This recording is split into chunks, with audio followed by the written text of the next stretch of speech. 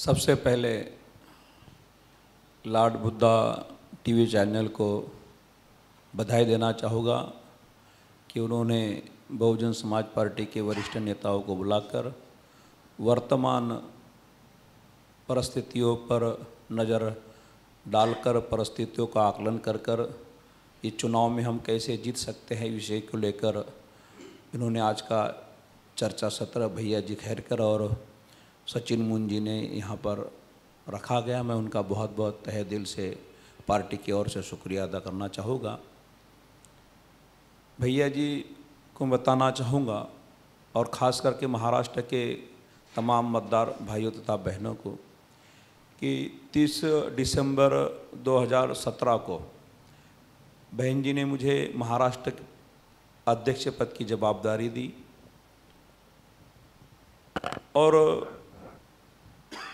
1 जनवरी 2018 को भीमा कोरेगांव की दुर्दैवी घटना को अंजाम आरएसएस के इशारे पर करवाया गया जी। और उस समय मैं मुंबई में ही था, पार्टी का चार्ज महाराष्ट्र का इकाई से लिया गया था, उस समय मुंबई में ही था। उस दरमियान इस भीमा कोरेगांव की घटना को अंजाम दिया गया। तब पूरे महाराष्ट्र का आम्बेडकरी समाज सड़कों पर उतरकर उस घटना को निषेध करने लगा। उसी दरमियान वंचित आघाड़ी के संयोजक सम्मानीय बाला साहेब प्रकाश भाऊ आम्बेडकर जी ने उसकी अगुवाई की। रेडीमेड उनको जनमानस का उनको प्रतिसाद मिला और एक महाराष्ट्र में नेता करके उनकी छवि बनाने का काम यहाँ के महाराष्ट्र का इलेक्ट्रॉनिक मीडिया और प्रिंट मीडिया ने उनके आगे पीछे घूमकर उनको प्रसिद्धि देने का काम की। लेकिन वो दुर्दैवी घटना को राजनीतिक से जोड़ने का काम यहाँ का मीडिया और भारतीय जनता पार्टी और आरएसएस के लोगों ने बड़े चढ़कर उनको प्रसिद्धि देने का काम किया।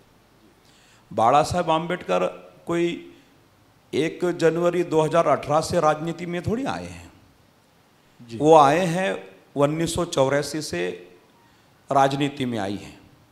साहब कामसी राम जी ने भी बहुजन समाज पार्टी की निर्मित, जैसे कि मोहम्मद शफी साहब और हमारे वैद्य साहब ने बताया कि 14 अप्रैल 1984 को बहुजन समाज पार्टी की निर्मित की। तो राजनीतिक पार्टी बनाकर साहब कामसी राम जी ने 84 में शुरुआत की और 1984 में प्रकाश आम्बेडकर जी राजनीति में आए जी। उनको आम्बेडकर नाम का वारस मिला।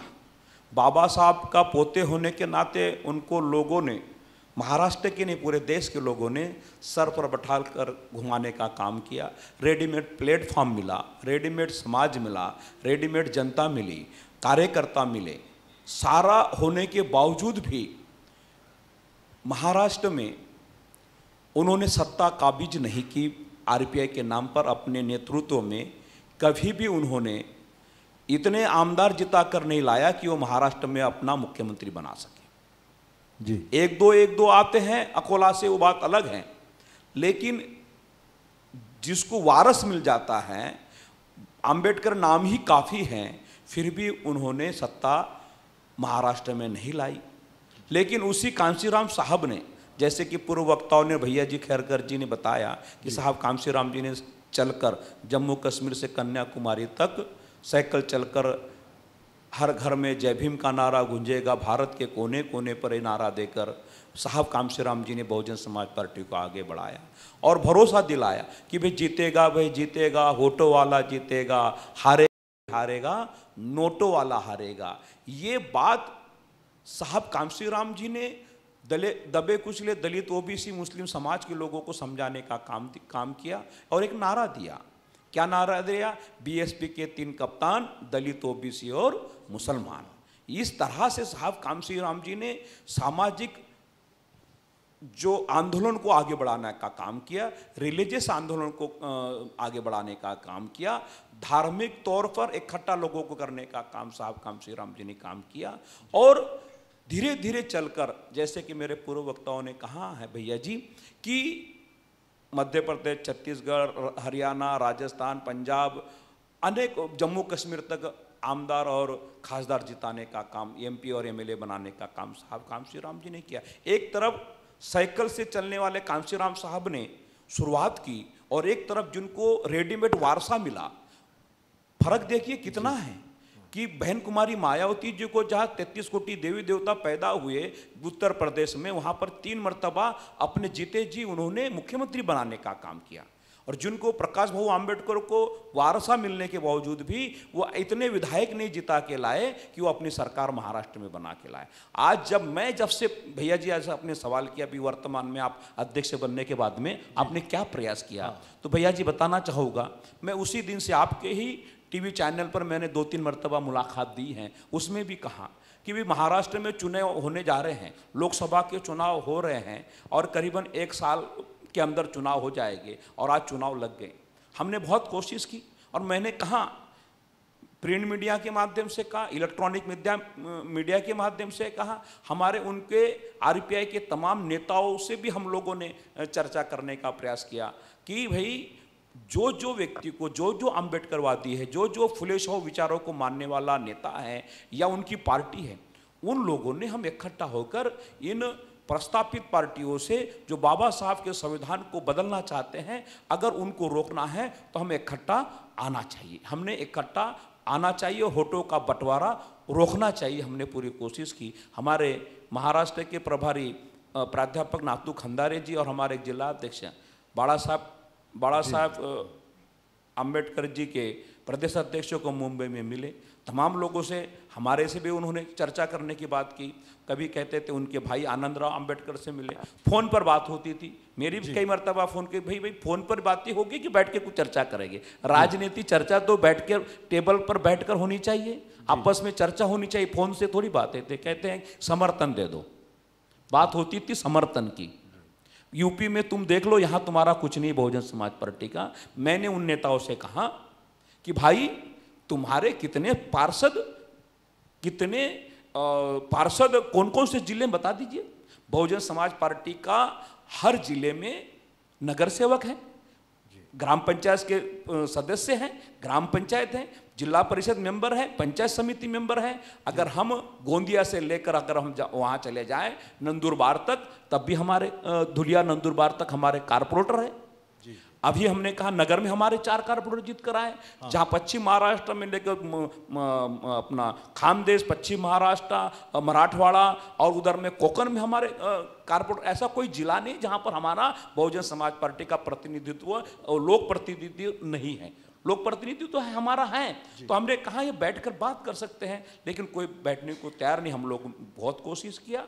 और मैं बताना चाहूँगा कि आपने देखा होगा बाड़ा साहब के बारे में कि उन्होंने बहुत सारे इलेक्ट्रॉनिक टीवी को उन्होंने मुलाकातें दी। उन्होंने कहा है कि भाई मैं किसी से आरपीआई के अलग घटक दल से बात नहीं करना चाहता। बीएसपी से तो बिल्कुल करने की बात नहीं करते थे। हमने कहा कि आनंदराव अम्बेडकर जी से भी बात हुई तो टेलीफोन हमारी बात हुई, तो मैंने कहा भाई बैठा लो उनको, मैं बैठने को तैयार हूँ जी।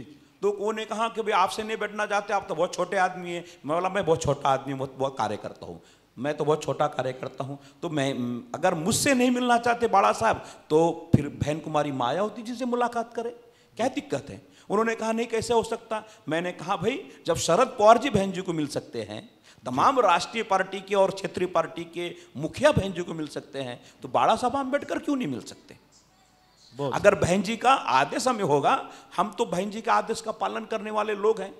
हम तो एक कार्यकर्ता बनकर हम काम कर रहे हैं, मिशनरी कार्यकर्ता है, कैडर बेस कार्यकर्ता है। और नेता सिर्फ हमारे पार्टी में सिर्फ बहन कुमारी मायावती जी हैं, दूसरा कोई नेता बहुजन समाज पार्टी में नहीं है। अगर हमसे आप बात नहीं करते हैं तो आप निश्चित ही बहन जी से मुलाकात करके बात करें। और आप सीनियर नेता हैं बाड़ा साहब अम्बेडकर, हमने उनसे आनंदराव अम्बेडकर से कहा कि सीनियर नेता है, वो बहन जी से मिले और बहन जी का जो आदेश होगा हम उसको पालन करने की कोशिश करेंगे। लेकिन मैं जब बहुत गहराई से इस बात को गंभीरता से सोचा कि भाई बाड़ा साहब बहन जी से क्यों नहीं मिले, हमसे क्यों बात नहीं की, मैंने कहा मुझसे मत करिए। हमारे जो सांसद हैं भाई, एमएलसी रहे, एमएलए रहे हैं, वर्तमान में खासदार हैं, 5 राज्यों के प्रभारी हैं डॉक्टर अशोक सिद्धार्थ, आप उससे मिलिए, उनसे मिलने की बात करें। तो उनसे भी नहीं मिली, टेलीफोनिक बातें होती रही, कभी करते अभी मिलेंगे, बाद में मिलेंगे। अभी चुनाव सर पर आ गया, टिकटें उन्होंने करीबन 20-22 सीटें उन्होंने डिक्लेयर भी कर दी, तब भी कहते थे आज मिलेंगे, कल मिलेंगे, 8 दिन में मिलेंगे, 15 दिन में मिलेंगे। इस तरह से उन्होंने चर्चा करके आखिर उसको किसी भी तरह से उन्होंने अंजाम नहीं दिया। ये बात वास्तविकता से मैं गंभीरता से बोल रहा हूँ, एक प्रदेश का अध्यक्ष होने के नाते। नहीं, लेकिन साहब एक बात यहाँ पर रुकता हूँ, ये बहुत अच्छा देश की जनता को आपने विश्लेषण बताया, ये बात बहुत सारे लोगों को मालूम नहीं था। लेकिन एक बात जरूर मालूम हो गई, मैं आपको ये जरूर पूछूंगा कि सोलापुर में फिर भी आपके मन में कहीं तो भी एक करुणा जागृत हुई है और आपने वहाँ से फॉर्म वापस ले लिया, बराबर, सोलापुर से। देखिए, मैं बताना चाहूंगा, ये इस प्रसंग पर आप थोड़ा ध्यान डालिए। मैं बताना चाहूंगा, मैंने पेपर में पढ़ा कि सोलापुर से बहुजन समाज पार्टी के प्रतिनिधि ने फॉर्म वापस लिया बाड़ा साहब के समर्थन में। मैं बताना चाहूंगा कि जब कांशीराम साहब राष्ट्रीय अध्यक्ष थे, तो जब महाराष्ट्र में विधानसभा के चुनाव होते थे या लोकसभा के चुनाव होते थे, तो मुझे पूरा जानकारी है, वैद्य जी भी है, सपी जी भी है, तब आरपीआई के नेताओं के खिलाफ में साहब कांशीराम जी कैंडिडेट खड़े नहीं करते थे, उनके खिलाफ में उम्मीदवारी नहीं देते थे। और प्रकाश आंबेडकर जी के साथ में तो एक मर्तबा साहब कांशीराम जी ने अलायंस किया भी था। अच्छा, साहब कांशीराम जी और प्रकाश आंबेडकर जी का अलायंस लगभग मेरे के 1995 या 97 की बात है। उस दरमियान साहब कांशीराम बहुजन समाज पार्टी और आरपीआई का अलायंस हुआ था जी। और उस समय में भी अलायंस होने के बावजूद भी उन्होंने जो सीटें, उनके लिए हमारी जो सीटें छोड़ी गई थी उस पर कभी भी डबल एवी फॉर्म नहीं दिया गया, कैडर बेस पार्टी है। लेकिन उस समय भी अलायंस हुआ था, उस समय भी जहां पर दक्षिण नागपुर से माजी महापौर पांडुरंग हिवरकर जी को अलायंस में हमारी टिकट दी गई थी और काम ठीक, उस समय भी उन्होंने दूसरे व्यक्ति को खड़ा किया गया था। उनका तो कंट्रोल अपने नेताओं पर, कार्यकर्ताओं पर नहीं था। अब रहा आपका सवाल कि भाई इस सारी चीज़ों की हमने उनको जानकारी देते हुए भी हमारे लोकल जो बॉडी है उस बॉडी का वो डिसीजन था कि भाई प्रकाश आंबेडकर के खिलाफ में कैंडिडेट नहीं डाला जाए। अकोला में जब भी वो लड़ते हमने उनके खिलाफ में, हमारा भी अब ये कामड़े हमारा कैंडिडेट खड़ा है, हम हमेशा होता ही है, उसके ऊपर कोई बात नहीं है। लेकिन फिर भी जब कभी भी उनके लिए छोड़ा जाता है, हमने देखा होगा कि जब कांग्रेस के साथ में अलायंस हुआ था तभी बाड़ा साहब आंबेडकर जीत कर आए, 4 लोग जीत कर आए थे, जोगेंद्र कवाड़ जी, प्रकाश आंबेडकर जी, रासु गवई जी और रामदास आठवले जी। उसके बाद में तो हमेशा चुनाव होता है, बाड़ा साहब तो कभी जीतते ही नहीं है। बाड़ा साहब तो कभी जीतते नहीं। एक मरतबा 1991 की बात है, जब साहब कांशीराम जी ने मंडल आयोग लागू करो वरना कुर्सी खाली करो, इस मुद्दे को लेकर जब धरना प्रदर्शन आंदोलन किया था और वीपी सिंह जी इस देश के प्रधानमंत्री थे, तो बाबा साहब के पोता होने के नाते प्रकाश आंबेडकर को राज्यसभा में भेजने का काम किया गया था। ये वास्तविकता है। ये बीएसपी की वजह से हारते ऐसी कोई बात नहीं है, इनका अपना है, कुछ संगठन में कबियां हैं उसके वजह से हारते हैं। रही अभी वर्तमान में कि जो वंचित आघाड़ी ने जो चुनाव लड़ रही हैं, वंचित आघाड़ी जो चुनाव लड़ रही हैं, तो वो मैंने पहले कहा कि 1 जनवरी 2018 के बाद से प्रकाश आंबेडकर का मीडिया के माध्यम से उछाल कर नेता बनाने का काम किया गया। वो बड़े भाई की भूमिका निभाते तो हो सकता था कि छोटे सभी आंबेडकरवादी लोगों को साथ में लेकर चलने का वो अवसर उनके पास में था और एक बड़े भाई की भूमिका निभाने की अवसर उनके पास में था, लेकिन उन्होंने अवसर को गवा दिया है। अब जो घटनाएं जो हो रही है सामने में कि बड़ी बड़ी सम्मेलन, सभा, बड़ा बड़ा मंच, बड़ी गाड़ियां, कुछ लोग कह रहे हैं कि भाई हेलीकॉप्टर से भी घूम रहे हैं जी। तो मैं पूछता हूँ ये धन कहाँ से आ रहा? आपके चैनल के माध्यम से पूछना चाहता हूँ कि भाई ये धन कहाँ से आ रहा? कौन इसका स्पॉन्सर है, स्पॉन्सरर कौन है, इस बात को भी तो महाराष्ट्र की जनता ने समझना होगा।